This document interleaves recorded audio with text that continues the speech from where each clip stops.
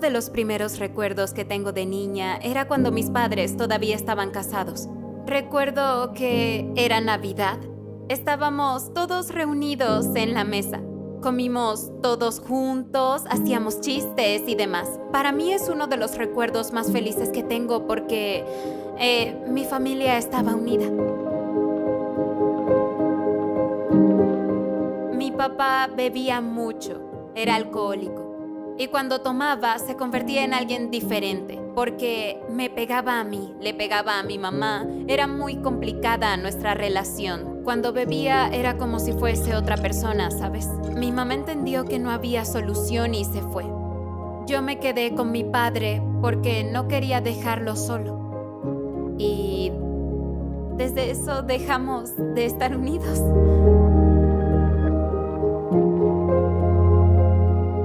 Cuando mi papá me golpeaba, no sé cómo, pero tenía que defenderme, porque si no salía de allí, imagínate, tenía que hallar una solución. Yo me culpaba por eso, porque mi familia decía que mi papá bebía por mi culpa.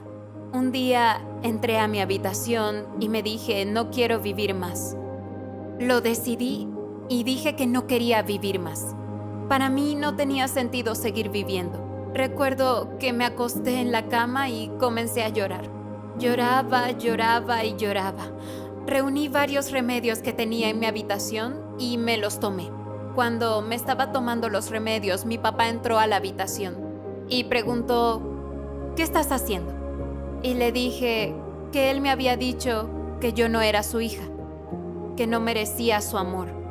Me miró y me dijo, ni para matarte sirves. Me agarró por el brazo y me llevó a la cocina. Y cuando me llevó hasta la cocina, tomó un cuchillo, me lo dio y me dijo, ¿quieres morir? Entonces tienes que hacer las cosas bien. En ese momento sentí tanto miedo que corrí hasta mi habitación y comencé a llorar. Lloraba mucho. Y cuando comencé a llorar, mi papá entró en la habitación, me miró y me dijo, yo no soy tu papá, tú no tienes padre.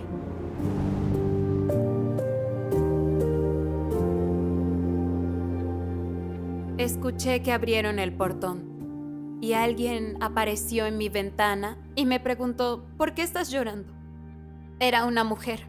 No la recuerdo, no podría describirla, pero me preguntó por qué lloraba y le dije que porque la vida no tenía sentido.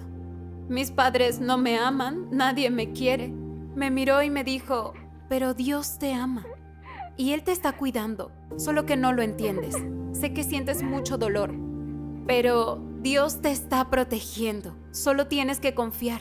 Recuerdo que empecé a llorar mucho. Entonces me entregó un panfleto que hablaba sobre la venida de Jesús. Y cuando lo tomé, se fue. En ese momento, supe quién era Dios.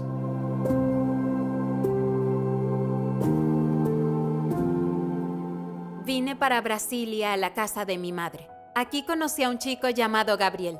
Y me preguntó, oye, ¿quieres ir de caravana conmigo? Le dije, ¿caravana? Me explicó que era cuando la gente iba de iglesia en iglesia. Le dije que no sabía de qué iglesia era él y me dijo que era adventista. Le dije, ¿en serio, Gabriel? Y me dijo, ¿en serio? Desde hace tiempo estaba estudiando la Biblia, pero por la pandemia no había tenido tiempo de asistir a la iglesia y me había mudado recientemente. Entonces, insistió en que me fuera con él. Y le pregunté cuándo era. Dentro de 2 días, me dijo.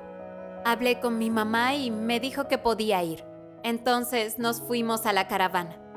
Visitamos 7 iglesias el mismo día. Fui a las 7 iglesias con Gabriel.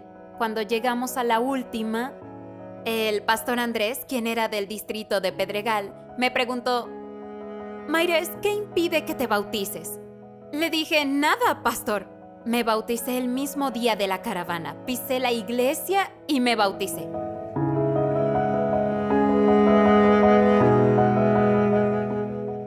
A veces me pregunto, ¿qué pensará Dios de mí hoy en día? Y me alegro mucho porque me sentía sola y reconozco que había alguien a mi lado.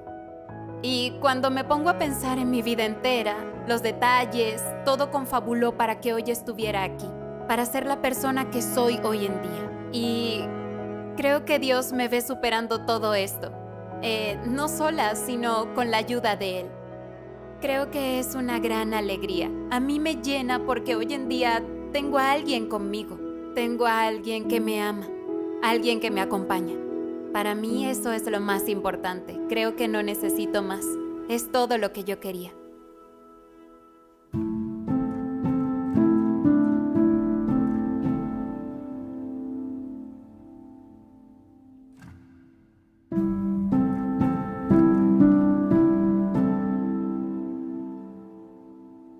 ¿Cómo sería mi historia sin Dios?